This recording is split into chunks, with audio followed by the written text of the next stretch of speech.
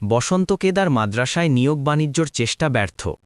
রাজশাহীর তানোরের সীমান্তবর্তী মোহনপুরের মৌগাছি ইউনিয়নের বসন্ত কেদার দারুসসুন্নাহ দাখিল মাদ্রাসায় অর্থের বিনিময়ে কর্মচারী নিয়োগের চেষ্টা ব্যর্থ করে দিয়েছেন বিক্ষুব্ধ অভিভাবক মহল। স্থানীয়রা জানান, গত শনিবার ২০ ডিসেম্বর মাদ্রাসার সভাপতি এশারুল হক, ক্রীড়া শিক্ষক হাশিমুদ্দিন মণ্ডল ও সহকারী সুপারিনটেন্ডেন্ট ইসাক আলী যোগসাজশ করে নীতিমালা লঙ্ঘন এবং রাষ্ট্রীয় শোক দিবসের দিন মাদ্রাসায় গোপনে নিয়োগের চেষ্টা করেন। তবে ঘটনা জানাজানি হলে স্থানীয়রা মাদ্রাসা ঘেরাও করে বিক্ষোভ প্রদর্শন ও জড়িতদের শাস্তির দাবি করেন। একসময় সেখানে চরম উত্তেজনার সৃষ্টি হয়। খবর পেয়ে পুলিশ এসে পরিস্থিতি নিয়ন্ত্রণ ও নিয়োগ কার্যক্রম স্থগিত করেন।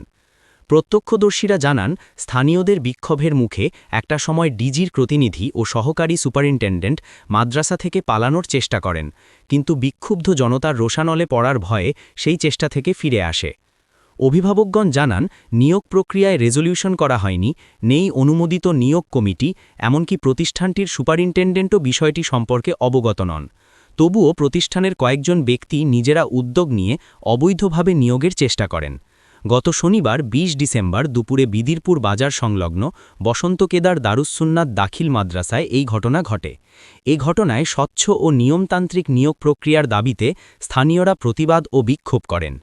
এদিন সরেজমিন সেখানে গিয়ে দেখা যায়, নির্ধারিত পরীক্ষায় অংশ নিতে আসা ২ জন পরীক্ষার্থী অপেক্ষায় রয়েছেন। তারা জানান, দুপুর ১২টায় পরীক্ষার সময় নির্ধারিত থাকলেও দীর্ঘ সময় অপেক্ষার পরও পরীক্ষা অনুষ্ঠিত হয়নি। পরে তারা জানতে পারেন, আগে থেকেই নির্দিষ্ট একজনকে নিয়োগ দেওয়ার সিদ্ধান্ত নেওয়া হয়েছে এবং তাকে গোপনে দুপুর ২টোয় ডাকা হয়েছে। এরপরই স্থানীয়রা বিক্ষুব্ধ হয়ে ওঠে। খোঁজ নিয়ে জানা যায়, গত ১৩ অক্টোবর মাদ্রাসায় ল্যাব সহকারী পদে নিয়োগ বিজ্ঞপ্তি প্রকাশ করা হয়, যার আবেদন জমা দেওয়ার শেষ সময় নির্ধারণ করা হয়েছিল ১৫ দিন। এই বিজ্ঞপ্তির বিপরীতে ৮টি আবেদন জমা পড়ে এবং যাচাই বাছাই শেষে ৬ জনকে পরীক্ষার জন্য নির্বাচিত করা হয়। তবে অভিযোগ অনুযায়ী এখান থেকেই শুরু হয় অনিয়ম। অভিযোগ উঠেছে, যাকে নিয়োগ দেওয়ার সিদ্ধান্ত নেওয়া হয়েছে তাকে আগেই গোপনে জানানো হয় এবং শোক দিবসের দিন দুপুর ২টোয় পরীক্ষার জন্য ডাকা হয়। বিষয়টি জানাজানি হলে পরীক্ষার্থীরা ক্ষোভ প্রকাশ করে নিয়োগ প্রক্রিয়া বাতিলের দাবি জানান। এক পরীক্ষার্থী অভিযোগ করে বলেন, রাষ্ট্রীয় শোক দিবসের দিনে টাকার বিনিময়ে গোপন নিয়োগের অপচেষ্টা চালানো হয়েছে। এতে মাদ্রাসার সভাপতি এশারুল হক, ক্রীড়া শিক্ষক হাশিমুদ্দিন মণ্ডল ও সহকারী সুপারিনটেন্ডেন্ট ইসাক আলী জড়িত। তিনি আরও জানান, ঘটনাস্থলে উত্তেজনা দেখা দিলে থানা পুলিশকে খবর দেওয়া হয়। পরে প্রশাসনের হস্তক্ষেপে পরীক্ষা স্থগিত হয়। এ বিষয়ে মাদ্রাসার সভাপতি এশারুল হক বলেন, ডিজি অফিস থেকে প্রতিনিধি আসার কথা ছিল, দেরি হওয়ায় পরীক্ষা শুরু করা যায়নি। তবে নিয়োগ কমিটি, রেজলিউশন ও সুপারিনটেন্ডেন্টের অবগতির বিষয়ে প্রশ্ন করলে তিনি স্পষ্ট কোনো উত্তর দিতে পারেননি। ক্রীড়া শিক্ষক হাশিমুদ্দিন মণ্ডলের বক্তব্যেও সভাপতির সঙ্গে অসঙ্গতি দেখা যায়।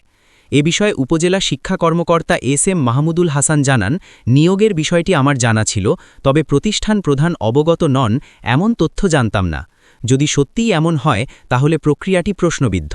আমি ঘটনাস্থলে গিয়ে দেখি পরিবেশ অস্বচ্ছ ও বিশৃঙ্খল, তাই ফিরে আসি। পরে দুপুর ২:৩০টার দিকে সহকারী সুপারিনটেন্ডেন্ট ইসাক আলী মাদ্রাসায় আসেন।